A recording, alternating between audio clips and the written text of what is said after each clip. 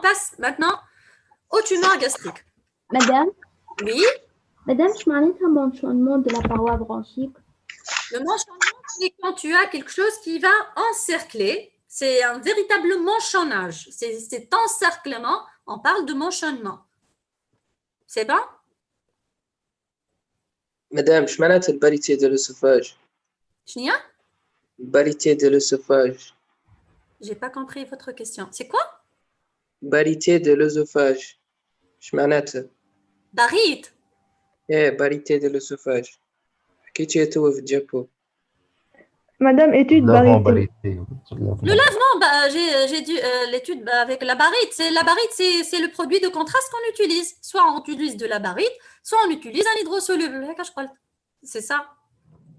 On passe maintenant aux tumeurs gastriques.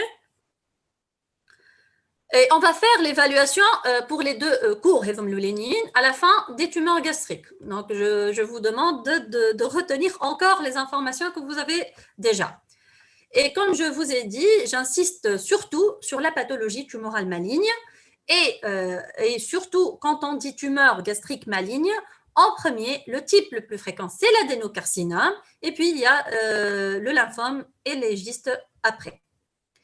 Le cancer de l'estomac, c'est un cancer de mauvais pronostic comme le cancer de l'œsophage parce que le diagnostic, il est aussi tardif, une mortalité élevée. Le seul traitement curatif est la chirurgie.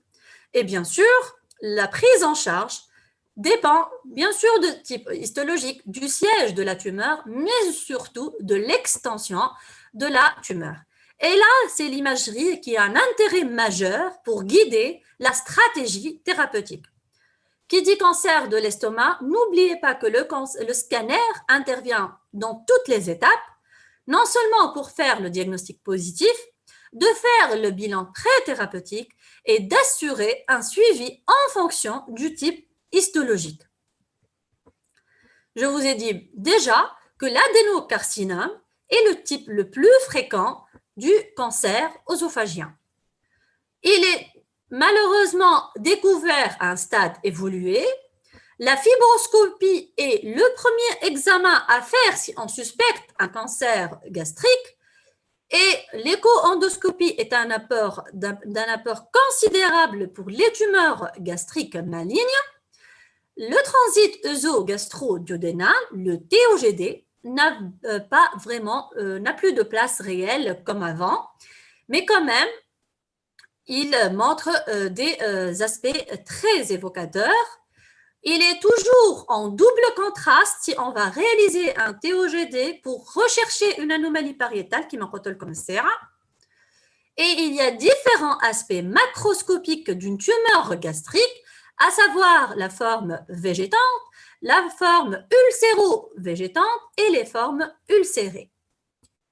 Je vais vous montrer des images vraiment typiques de cancer gastrique. Et là, je vous ai montré, là, c'est un transit œso-gastro-duodénal, un estomac normal, pour comprendre les aspects qu'on va voir par la suite. Regardez l'estomac qui est plein, il est tout à fait avec la lumière qui est remplie par le produit de contraste parce qu'il n'y a rien à l'intérieur. Et là, si j'ai cette image de soustraction, parce que le produit ne passe pas, que cette image a des contours irréguliers, que c'est volumineux, c'est plus de 3 cm, tout ça, ça pourrait prédire d'un cancer dans sa forme végétante. Là, c'est une autre forme de cancer dans sa forme ulcérée avec cette image de cratère irrégulier, auberge surélevée, et ça, c'est vraiment très évocateur de cancer. Ou cette image carrément, quand on parle l'ulcération en niche, on a carrément une petite niche à part la rétraction pariétale, et ça, c'est très évocateur d'une image de cancer gastrique. D'autres images de niche ulcérée. Et un aspect particulier, c'est la limite gastrique. Vous savez que la limite, ça infiltre la paroi, c'est un diagnostic vraiment difficile, même à la fibroscopie, c'est vraiment trompeur carrément. Le gastrologue, quand il entre, il peut passer, il voit presque une muqueuse normale. c'est vraiment, le patient est très gêné, une fibro qui est presque normale. Et bien sûr, à l'imagerie, c'est d'autres choses. Regardez cette rétraction du corps gastrique avec l'effacement des plis qu'on voyait normalement et cette image d'addition là sur la petite courbure, c'est aussi une association de formes ulcérées. Donc, vous avez vu que c'est vrai, le transit œsogastro-duodénal n'a pas de place réellement pour faire notamment le diagnostic, pour explorer, pour dire je recherche un cancer gastrique. Mais bien sûr, en premier lieu, si je dis que je dois avoir un diagnostic positif de cancer devant bien sûr une clinique évocatrice, bien sûr, c'est la fibroscopie avec biopsie. Je vous ai montré les TOGD parce que les images sont très évocatrices par là. Et en plus, on pourrait découvrir un cancer gastrique pour un autre motif de consultation. Aussi, l'échographie et le scanner pourraient montrer un aspect de cancer. Et vous voyez que je vous montre, regardez, le traitement d'un cancer gastrique, ça va s'alterner d'une simple chirurgie et qui est curatif à la chimiothérapie palliative. Et pourquoi tout ça? C'est dégradation. En fait, tout ça, ça dépend du stade TNM. Et ce stade TNM, c'est ce qu'on doit faire dans le bilan pré-thérapeutique, le bilan d'extension, qui se base surtout sur le scanner avec les différentes phases. Il intervient, comme je vous ai dit, notamment ici dans le bilan d'extension. Il peut faire le diagnostic parfois quand c'est volumineux et la surveillance ultérieure. Mais aussi l'écho-endoscopie et le PET scanner est aussi intéressant. Bien sûr, le scanner doit être fait dans les règles de l'art. C'est un scanner qui doit être fait à jeun de moins de 6 heures pour ne pas avoir des résidus alimentaires au niveau de l'estomac qui peuvent me cacher une tumeur de 1. Ce scanner doit couvrir depuis la région cervicale à la région pelvienne, puisqu'il va faire le bilan d'extension en même temps. C'est un setup cervico-thoraco-abdominaux-pelvien. On va donner au patient de l'eau, il doit ingérer pour distendre la lumière gastrique pour pouvoir voir les anomalies pariétales. Et bien sûr, on va réaliser les acquisitions sans produit de contraste et puis avec injection de produits de contraste, toujours avec les MPR, les reconstructions multiplanaires dans les différents plans de l'espace. Et c'est tout à fait normal qu'un scanner va être plus performant pour les grandes lésions. Regardez le TNM d'un cancer gastrique. Comme l'œsophage, le T1, le T2 et le T3 sous muqueuse, musculeuse et séreuse, ça dépend qu'est-ce qui est envahi. Le T4, c'est pour les organes de voisinage. Les N, là, ça intervient dans les ganglions régionaux, le nombre. Regardez un N1, N2, N3, ça dépend du nombre. Et bien sûr, le M, la présence ou non de métastases. Grossièrement et schématiquement parlant, je vais vous montrer par la suite des images de vrais scanners.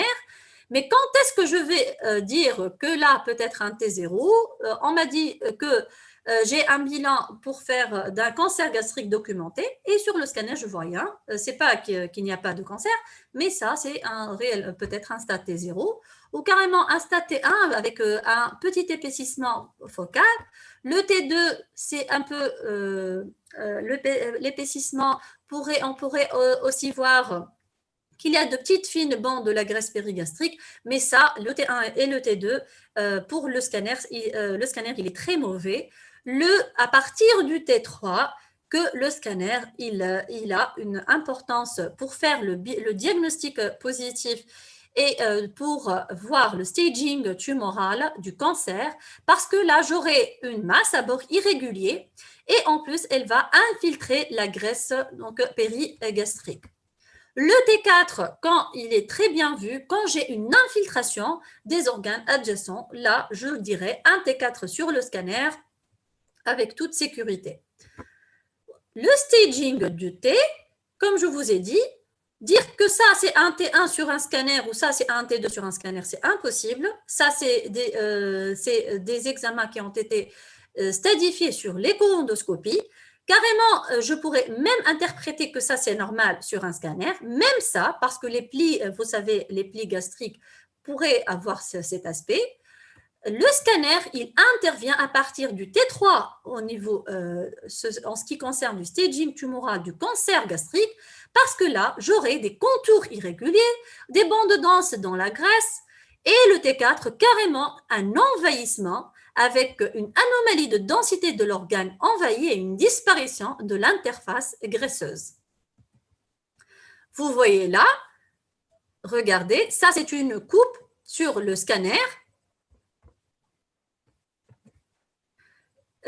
qui est centrée sur l'estomac. Regardez, ça c'est la graisse normale avec les plis normaux de l'estomac. Ça c'est un bout de foie, ça c'est la aorte. Et là, c'est la même tumeur en coupe coronale.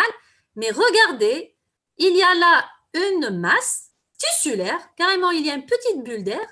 Cette masse se rehausse de façon hétérogène, mais ce qui est intéressant pour cette masse, c'est qu'elle a envahi la graisse adjacente. Normalement, la graisse, elle est noire. Regardez comment la graisse normale. Et là, je vois que là, la graisse, elle est sale. Là, c'est une graisse envahie. Et là, c'est un T3 facile sur un scanner. Et pour le T4, comme je vous ai dit, c'est quand j'ai un envahissement, soit une disparition carrément de l'espace graisseux au contact de l'organe, ou carrément un envahissement d'un organe adjacent, comme ici pour ce foie, ou c'est mieux illustré pour cet autre malade. Regardez, ça c'est une coupe aussi axiale. Voici l'estomac, voici la tumeur, cet épaississement qui va déborder sur la graisse avoisinante. Et non seulement il a envahi toute la graisse, mais aussi il a carrément envahi le foie. Et ça, c'est un T4 très facile de le faire sur le scanner. Là, c'est un autre examen d'un autre patient. Là, c'est cette coupe axiale en fenêtre abdominale. Je vois bien le foie, là, le pancréas, mais le pancréas n'est pas bien rehaussé. Pourquoi ? Parce que regardez, c'est ce processus tumoral qui est ulcéré, qui est très hétérogène. Il a envahi carrément le pancréas et ça, c'est un T4 par la teinte pancréatique. Ça, c'était pour le staging tumoral. Donc, le T, l'écho-endoscopie pour les premiers stades, le T1, le T2 en particulier. Et bien sûr, il va me faire, on va voir le T3 et le T4 avec l'écho-endoscopie. Le scanner commence, l'intérêt donc du scanner commence à partir du T3 avec surtout cet envahissement de la graisse avoisinante. Donc ça, c'est pour résumer le T. Pour le staging du N, le N c'est le node, donc c'est les ganglions. Et il y a en fait 16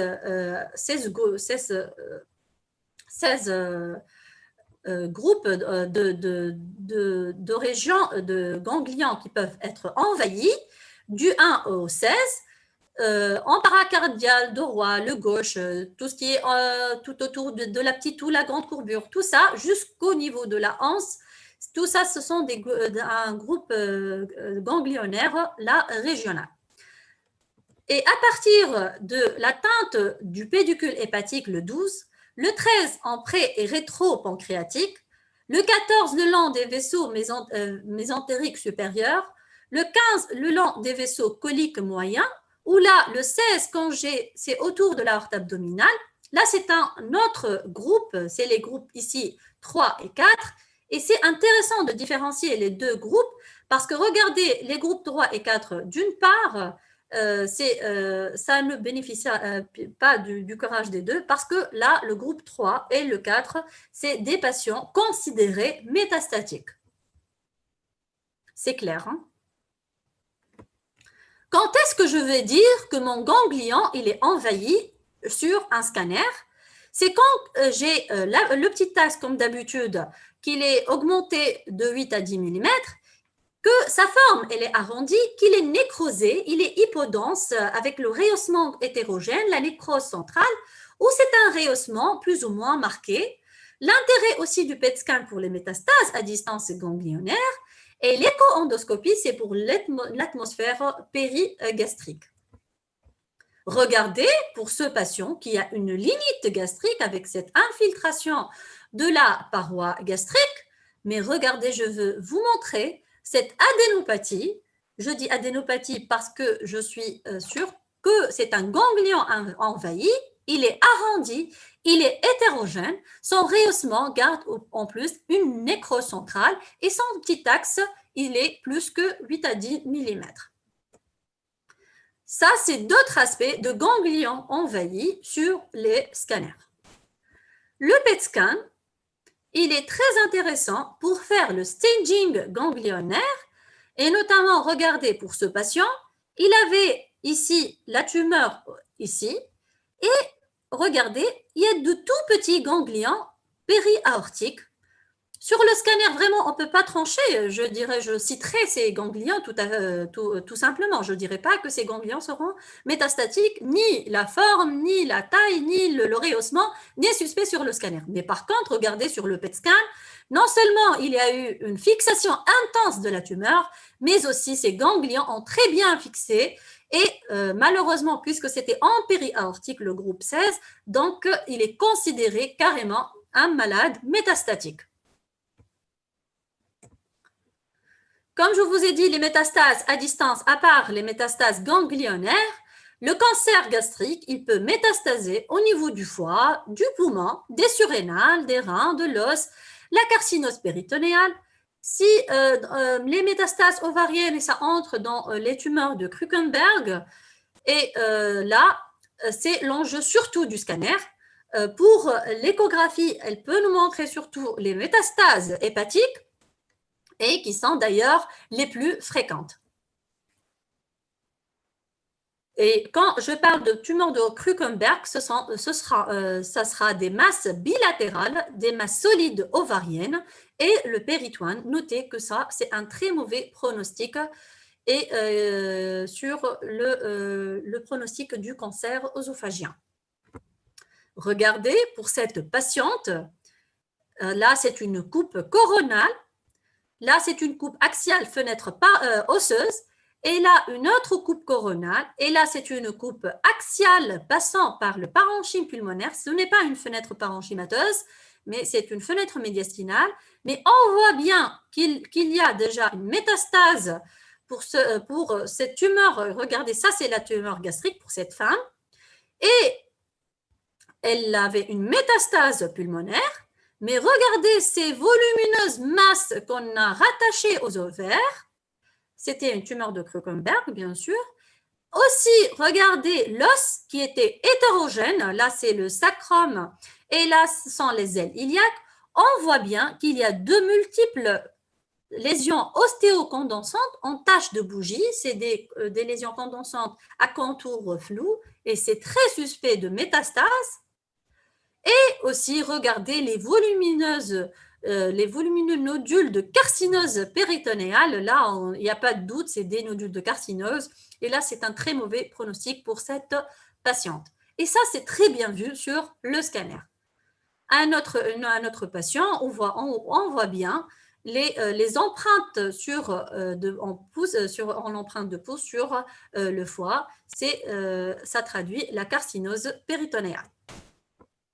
Le bilan préthérapeutique d'un adénocarcinome, non seulement, comme on vient de voir, ça repose sur le scanner, mais aussi l'écho-endoscopie et le PET scanner. Bien sûr, c'est vrai que le PET scanner, comme j'ai montré, c'est intéressant et ça peut nous montrer des choses qu'on pourrait rater sur le simple scanner, mais au jour d'aujourd'hui, ça ne fait pas partie du bilan pour le thésaurus de cancéro-digestive et c'est à discuter cas par cas. Pour l'écho-endoscopie, vous avez bien vu que l'écho-endoscopie est son intérêt majeur pour voir les stades précoces des cancers gastriques et différencier les T1, des T2, des T3 et bien sûr entre des mains expérimentées. Regardez, là, ça c'est l'endoscope au milieu et on voit bien, là, c'est un aspect normal des parois gastriques. Regardez là, une petite tumeur qui est très bien visible en écho-endoscopie. Le scanner ne pourrait jamais voir ça. Le T3 avec l'envahissement, regardez, des différentes tuniques. Et là, à part la tumeur, on voit bien l'adénopathie qui est bien vue sur l'écho-endoscopie.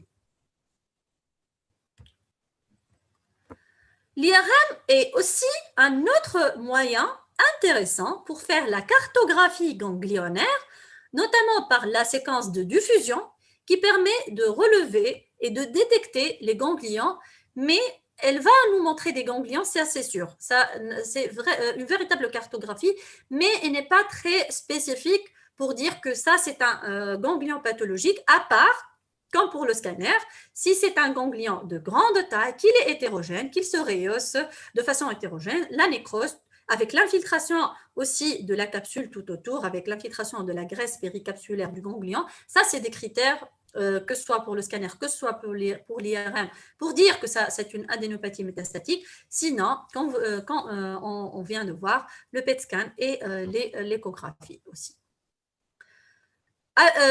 J'ai bien insisté, comme vous avez vu, sur les tumeurs malignes et le premier type qui est l'adénocarcinome, mais aussi le lymphome, il a une particularité sur le plan imagerie, parce que sur le plan imagerie, un lymphome, ce n'est pas comme un adénocarcinome.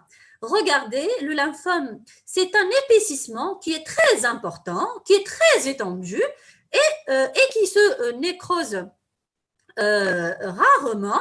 Et surtout que je vois cet important épaississement et que la lumière n'est pas aussi rétrécie que ne le voudrait faire la tumeur. Et en plus, il a plus d'atteinte ganglionnaire et c'est des ganglions plus volumineux. Ça, c'est pour le lymphome. Pour le gyste et les métastases, c'est aussi des particularités. En fait, pour surtout la tumeur stromale gastro-intestinale, qui est un autre type de cancer gastrique, juste pour savoir, parce que déjà, nous, sur le scanner, on pourrait dire déjà que ça, c'est vraiment une gyste.